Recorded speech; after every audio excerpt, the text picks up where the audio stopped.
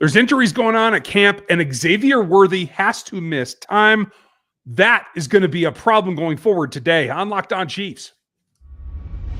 From the land of the free and the home of the Chiefs, this is the Locked On Chiefs podcast. Welcome back, Chiefs Kingdom. It is Locked On Chiefs live edition. We like to bring you these every now and then. So if you're with us, jump in, leave your thoughts in the chat, and we'll try to see if we can get to some of those as well. Have a great show for you. Thanks for making us your first listen today on what is a short practice day. And so we like to wrap it up with that. Here on Locked On Podcast Network, it means your team every single day, and you can find us as well as every other show. You should make us our first listen. We appreciate it. Make your second listen another Locked On show. We're here all the time for free everywhere, here on YouTube, on the audio platforms, and you can get that much more on our text line at 816-357-8781. And that will get you all the breaking news that you want to know. We are going to run down what is the end of what I like to call week one. It's the first day off of camp where you can take a step back, that the team can regroup, and we can take maybe a higher level look at what's going on overall with this team. We do this as often as we can because there's not that many breaks in camp. So who's up, who's down? That's coming up later in the show. Before that, we will get to what this walkthrough meant, what it kind of signals to us, and what the day off is going to be useful for. And before we get to that, it will be this wide receiver core that is changing and does have some bumps and bruises. I'm Ryan Tracy, the founder of Rogue Analytics and Performance Consulting. I've been covering this team going on 13 years. Been on this show 9. We're doing this, Chris and I, and I've been covering the game as a coach or a consultant for going on 20 plus years. My partner, Chris Clark, over at KCChiefsCorner.com. You can find him there where he writes about quarterbacks and statistics and the cap and everything that you want to know about how the NFL inner workings work. Go find him out. We've been doing this together for 9 seasons. If you don't know us, welcome. Make sure you subscribe because you're going to hear a lot more.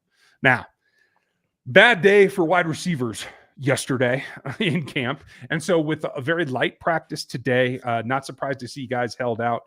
Hollywood Brown, not practicing. Perfectly fine. Not worried about him. An ankle tweak. I expect everything to be copacetic.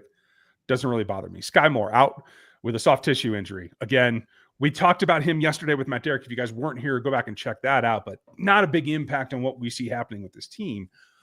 But this is the first time that I've been concerned about Xavier Worthy. Not that it's anything physical. He's in the concussion protocol after going to the ground, hitting his head pretty good. And what most people felt was going to not be an injury that kept him out, he had to miss time. Now, again, with the built-in day tomorrow, I'm a little bit nervous about it, but are you? Yeah, a little bit. I mean, it's one of those things where you don't want to see that, but at the same time, this time of year, that's kind of what you're dealing with. You hope that it doesn't turn into anything more than just a quick issue, and he's back at practice in a day or two. But obviously, with a head injury, it's kind of concerning because they don't necessarily for sure linger, but they can cause reoccurrence or occurrence to happen more often. So that's a little bit of a concern. And I will say, while there's a little bit of concern based on that, the nice thing is that this is one of the deeper wide receiver groups that this Chiefs team has had. So it's one of those things where you hope it doesn't happen, but it looks like it could be an issue this year for him. Hopefully it's just once. Yeah, knock on wood, over and under. Especially on what is a position group that we've been slowly trying to see it come together, right? And now it appears this season that we're going to have the same 3 guys that can play their roles. They're going to have adequate backups. We're going to have a plethora that we can choose from. A lot of folks, I think, are a little bit over concerned that, oh no, that this, well, with the Shirice looming suspension as well, that there's a possibility they could be without all 3 of their starters at some point. And I don't think any of these injuries in the last 48 hours add up to that. But it is something to think about. And obviously with Nico Remigio, with Tyquan Thornton, you obviously have Royals and Juju Smith-Schuster, who did speak today about taking on kind of a leadership role. I think that's important for when these things happen, that you have some veterans in the room that can lead the way, even when those veterans are also some of the guys that are hurt. Yeah, and I know we're talking wide receivers, but I think the big difference between last year and this year is the offensive line. If this offensive line can play even average at the left tackle position, it changes what you need at the wide receiver position a little bit. I'm not saying you want to be without your players. I am saying that if this line can play better, Patrick Mahomes can use the receivers that they would have if these guys do go down. You hope that's not the case. But the reality is that you look at these guys and you're like, okay, well, Tyquan Thornton has played in the NFL. He's showing that he can play in this offense to an extent. We'll see if that continues in the preseason games. But not having those three guys for any length of time during the regular season, although I think that's probably a lesser scenario than a lot of people want to think it is.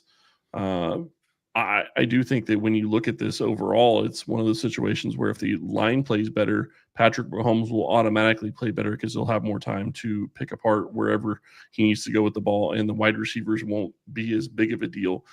Now, that said, Hollywood Brown has an injury history. Xavier Worthy came in at 165 pounds, and everybody was worried that he was going to miss time. He didn't miss any time at all in 2024. Right. And really, he hasn't missed any time in 2025 because I'm not going to count a training camp practice. We'll see if this lingers and it becomes a bigger issue. Then you get into Rashee Rice, but Rashee Rice looks like he's in phenomenal shape and looks like he's going to have a great year. Obviously, you'll miss him with suspension, but you were going to miss him anyway. So you've got to play through it. And the other thing I will say is it's better that it happens earlier in camp versus, later when you're expecting these guys to be a huge part of week one. Yeah. So it's absolutely a better place to be. And like we said, with Thornton coming on, with Remigio and obviously the rookie and Juju kind of in camp, like we're talking about 7 possible guys to be on this, knowing that Rice might go to suspension right at the top of the season. So it feels pretty solid there. But guys like Brownlee have been making some plays, and yet the team went out and late this afternoon made another signing. So welcome, Kwame Lassiter II, Rock Chalk Jayhawk. Nice to have some Jayhawk back in camp. Can play speed, is probably not like elite, but better than average, I would still call him. Lined up in the slot quite a bit, can play all 3 positions. Love that he went to the Bengals as a UDFA and didn't stay there. So kudos to Kwame. But it does tell you that maybe they're a little bit more concerned about at least practice reps here in the next few days with some of these guys that they had to go out and make a signing. Yeah, and then you look at the fact that they were down a lot of corners. I mean, that's the position group that was down, and now you're going out and making a signing at this position. So it's definitely going to be something to watch, and I'm curious as to how that turns out. Obviously, the fact that they have a day off on Thursday is going to help. We'll see. Maybe Brown is back on Thursday. And we talked about this on the show with Matt. It made way more sense for them to sit Brown in Wednesday's practice than it did to let him play. Yeah. There's no reason to push him back out there with an ankle injury. Give him an extra day's rest. Give it the day off and see if he can come back and practice on Friday. So there was no expectation, at least for me, that he was even going to practice today. Yeah, that makes perfect sense to me as well. But what did they practice with? That's the big question. They are still trying to go deep. It's emphasis. It's there every day, and it was today as well. That's next. Time to fuel up and turn it up with 5-Hour Energy Transfusion. It brings the bold grape, ginger, and lime flavor of your favorite golf drink, minus the alcohol, into a quick, energizing shot. Whether you're sinking birdies or trying to make memories with your friends, this one's a hole-in-one in your energy game. And to be honest, some days on the course or even off of it, you just need that extra boost to stay sharp and stay energized. I use it whenever I'm getting low on energy or I need to make it through a show or it's tough. Wherever the game is taking me, I can use 5-Hour and get back into that game. Golf is all about good times and good people, good flavors. Of course, you got to have those. The grape, ginger, lime flavor use the best parts of the clubhouse to go without any chasing or the need for a bev cart. That helps. If you go to 5hourenergy.com today, that is the number 5hourenergy.com, you can get the promo code LOCKEDONGolf and receive $20 off of your order. This offer is valid only until September 30th on one order and cannot be used for other promotions. The code is not good for subscription orders. Whether you're meeting up with your friends or trying to turn 18 holes into 36, get energizing boost that you need from your power, though. Order transfusion flavored 5-Hour energy shots today. Now, make sure you check out KC Chiefs Corner as well as RGR Football and NFL 33. As we get to this day, and obviously a lot of injuries at the wide receiver spot, it was a short-lived stint on the field at practice for Jawan Taylor as well. It was a walkthrough practice, pretty light, but he was not able to participate. And so Jalen Moore moves back to right tackle with the ones today. A lot of folks making a lot of hubbub about him taking left guard reps in relief of Kingsley Suamataia the last couple of days. And this just goes more to show what we talked about yesterday. Again, if you missed that show, go check it out with Matt. Jalen Moore is not competing to be the starting left guard. He's not competing to be the starting right guard. He is barely even a mention in the right tackle conversation. He is your sixth offensive lineman, your swing guy. But this is exactly what I was talking about yesterday. If Juwan stubs his toe one day in the shower and can't play a game, this is like the best of both worlds, that he can just jump right back in the right tackle and be ready to go. Well, and I will say that I think when they started Jalen Moore at that right tackle position when Juwan couldn't go, and then they continued to bring in Jalen Moore even when Juwan was back, I think that tells you that they wanted to get him reps. They wanted to get him acclimated to that position. They wanted to get him acclimated on this offensive line. But I also think that they didn't just do it at the right tackle position just for the thought of, well, let's start him at right tackle. I think it was because they said, Jawan Taylor's coming back from an injury. We need to give him a little bit of a ramp-up period and get him, some rest in between some of these reps and let him get back into shape. And whether or not he practices on Friday will tell us a lot, I think, when it comes to Jawan Taylor. But to me, it doesn't shock me that they held him out. Again, this goes kind of back to what I said about Hollywood Brown. Why practice him knowing he's coming off an injury and you're going through something short today after 2 days in pads? To me, it just makes sense. Give him the time off, get Jalen more snaps, and let it be what it is. You don't need Jawan Taylor until week 1.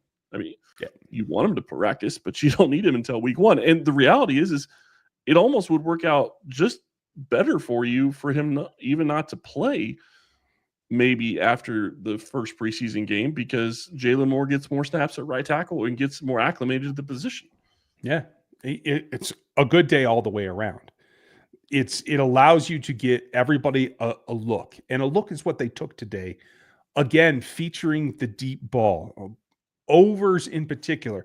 Tyquan Thornton, Brownlee, Nico Romeo getting some intermediate overs, all guys that needed, in wake of these injuries we talked about at the top of the show, to make that step up. And what I like to see is, even though this is, a paced, it's not a physical practice here, where we're not talking ones-on-ones, but we are talking about trying to execute the offense as they've installed it. And that install looks different than it did last year at this time, with all these deeper overs that Mahomes is trying to push. I think that's a wonderful sign going into this first day off of camp. Well, I think that it also tells you that they're intentional about going deep and they intend to throw the ball deep. And this is when you work on the chemistry. This is when you work on the timing and you try to figure out, what the speed of the wide receivers are and how they run their routes and all of that different stuff. This is exactly when you want him to be trying to make these types of throws and making mistakes even. I don't care if he throws a pick or two in these types of situations, because you're trying to learn how you're going to be able to play with all these players. And this is the exact time you want him to be doing that kind of stuff. So to me, the fact that we're not hearing about him throwing a bunch of picks tells me that he's probably looking even better than he has in necessarily the past. And that's exciting to hear. That's exciting in and of itself. But at the same time, you talk about a guy like Jason Brownlee coming in and getting some deep overs, and Tyquan Thornton getting some deep overs. I mean, you're getting the wide receivers and you're doing it. Yes, Tyquan Thornton is a burner. Brownlee's not a burner to that same extent. He can run a little bit, but he's not a burner. But he's still getting those types of throws, which means that they're still calling those types of plays, even when the player isn't that type of guy. That means that they really want to focus on doing that. They want to get better in that aspect. And if you look at the offense last year, not only did they struggle with pass protection, and that was one of the reasons they didn't throw the ball deep a lot, but even when they did throw the ball deep, they weren't successful. They have to be better at it this year, and it will make the offense leaps and bounds better than it was last year. And it was still a decent offense last year. Yeah. And I agree, and as much for the defense as well. The good thing about a practice like this, and they didn't name it a 10-10-10, but that's generally what it is the day before, day off. And that's about pacing. It's about executing a game script, play after play after play, getting the calls, getting them out there, getting prepared to play an actual game. And I think that, especially for the rookie class, to be able to get into that kind of pacing. We all know that Andy runs one of the most fast-paced camps in the league, but that then steps it up on a day like today because it simulates game action, even preseason game action. So that running into the day off gives you this flood of mental energy that you have to absorb. You'll probably make mistakes, especially if you're a rookie. But then you got to come right back tomorrow after a little bit of reflection and be ready to go on that third day. And I think that's probably where we start to see a little bit of a jump. You're going to see some adjustments the day after tomorrow when they're back on the field. And as we get ready, a little bit over a week now from that first preseason game. So I'm looking pretty forward to it. But what else would you like to see them do either this afternoon or tomorrow on this day off? Well, obviously they need to get the players right that are injured, and they need to get some guys. They need to get some more guys probably rotating through. The wide receiver position. I'm hoping that they get at least one of those guys back on Friday. If they do that, then they probably are okay there. The question becomes, you start looking at the corner room. Can you do something there and bring somebody else in if they continue to deal with the injuries that they have at that position? When you start talking about all the injuries they've had, Breen still hasn't practiced at all, but they've got a guy in Tunyon that seems like he could be pushing for a spot on this roster. And if that's the case, there's really no need to bring in another tight end because you're only going to be able to keep so many at this point, and you have enough. And Wiley, while he is probably not ready, needs all the reps he can get because of the time he missed last year. So It kind of works to their advantage to be short another tight end in a way. So in terms of the count, when you're talking about the number of snaps he's getting, in regardless of whether or not he's at full speed or can go full speed, it's a matter of him being out there and trying to figure out where he's supposed to be and just getting the repetitions down and getting into the offense. So to me, that kind of works to their advantage in that regard. But the reality is that it's in this time off, it's reflect on what you've learned and to try to figure out how you can get better, because it doesn't matter. Every single day they go out there, they're trying to get 1% better. And regardless of not practicing on Thursday, they still need to be trying to get 1% better on Thursday. And you can do so much more. And I hate saying it this way, but you can do so much more mentally than you can even do on the field, just because you figure out different things that just by studying. So I think that's the big thing, is get in the books, get in the playbook, get in, the film room, watch the film, figure out your plays, get the mental part of it down, because that's really what's going to keep you from being successful in 2025. Now, listen, camp's a roller coaster. There are rises and falls. We're going to play up or down coming up next. Any names, those of you that are in the live chat, throw the names of the players you want us to talk about into this comments right now, and we'll hit up or down coming up next. Ever wish managing your money felt easier? With Monarch Money, it can. Whether you're growing your savings or planning a big purchase, Monarch puts you in the driver's seat. It's like having your own personal CFO, giving you full visibility and control over your finances. Monarch Money is more than a budgeting app. It's a complete financial command center. You can track all of your accounts, investments, and spending in one place. So in addition to managing your money, you're also building wealth. I've used Monarch Money for at least 7 or 8 months now, I think, and I've loved it. It is awesome to be able to have everything at your fingertips. You see, and it budgets out your money. It shows you what you're spending your money on. It shows you your income in, your income out. It is a fantastic app. You need to go give Monarch Money a try. Take control of your finances with Monarch Money. Use code LOCKEDONNFL at monarchmoney.com for 50% off your first year.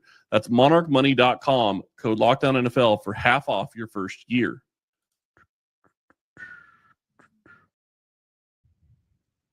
Now, when you get ready to get into the second week of camp, you got to take your lumps. You got to take stock of where you've been. Some guys are up, some guys are down. Number one for me is just as of today, with the signing of Kwame Lasser, one punter's let go. Matt Araiza is clearly on the rise. He has won this punter job. He is way up for me at this point. He stole my thunder. I was going to say Eddie Chaplitsky is down, but it is what it is. Same thing. I had to learn how to say that name. Yeah, I wanted to be able to say it at least one more time. So Eddie Chaplitsky, sorry you were gone, and we talked about that a little bit with Matt. The fact that if injuries hit, this was going to be an issue. That Tobe was going to be told, "Hey, sorry, we need the position. Who you picking?" And next day it happens. So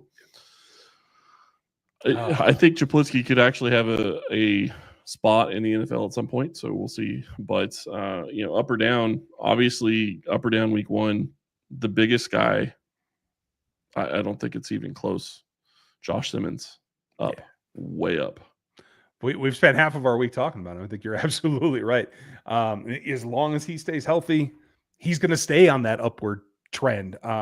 To hear what his defensive teammates have had to say about him already, I think the proof's in the pudding right there. Like even Charles Omenihu, who spoke to the media today, went on about him, and just everyone says the athleticism is real, and he's just scratching the surface. So it's a great place to start from. But the other guy that Omenihu mentioned today specifically was Omar Norman Lott, and about how he's able to do things that Charles wasn't able to do till year 3 or 4 in the league, and really spoke about his pass rush. So it's been kind of a quiet week for Omar, but everyone that I've heard said that he's coming along. He shows his pass rush. He's working on the rest of his game. So I'm going to call him mildly up. Fair enough. I will say, just to finish on Josh Simmons, we talked about in the last segment, what can they do tomorrow to get better? Josh Simmons, one of the things that he's struggling with is the playbook and all the plays and the checks and the calls. This is the time you work on that. It's one of the times that he can work on. One of the things he struggled with, and he hasn't struggled with much from everything that we've seen. I would agree. I think Omar Norman Lott has looked, from everything I've seen, has looked good, but he's also gotten some time with the one. So obviously the coaching staff feels like he's earning that. I don't think they're just going to put him in there, especially considering who they have in front of him in Mike Pennell, generally speaking. So that's a good sign for him. Another guy that I think is up, and I spent a lot of time talking about him this week, is Tyquan Thornton. The question will be, can he continue to put it together? Can he put it together in a game? And what kind of snaps does he get in game one, especially if maybe some of these injuries linger on more than we think they will? Yeah. Honestly, I'll take his counterpart. For Sky Moore, he is down. Not only is the performance not what you would hope for what is really a last hurrah for him on this roster, but it's that old saying, you can't make the club in the tub. And if you're already struggling and not living up to your expected ceiling, and now you're injured again, it just puts a damper on everything. Doesn't mean that he won't be around. I do still think there's a path for him to be released and get back to the practice squad, and possibly even be brought back up for one of the few receivers on the Chiefs roster that has actually scored a touchdown in a Super Bowl. We got to remember that. But right now, I'd say Sky Moore's down.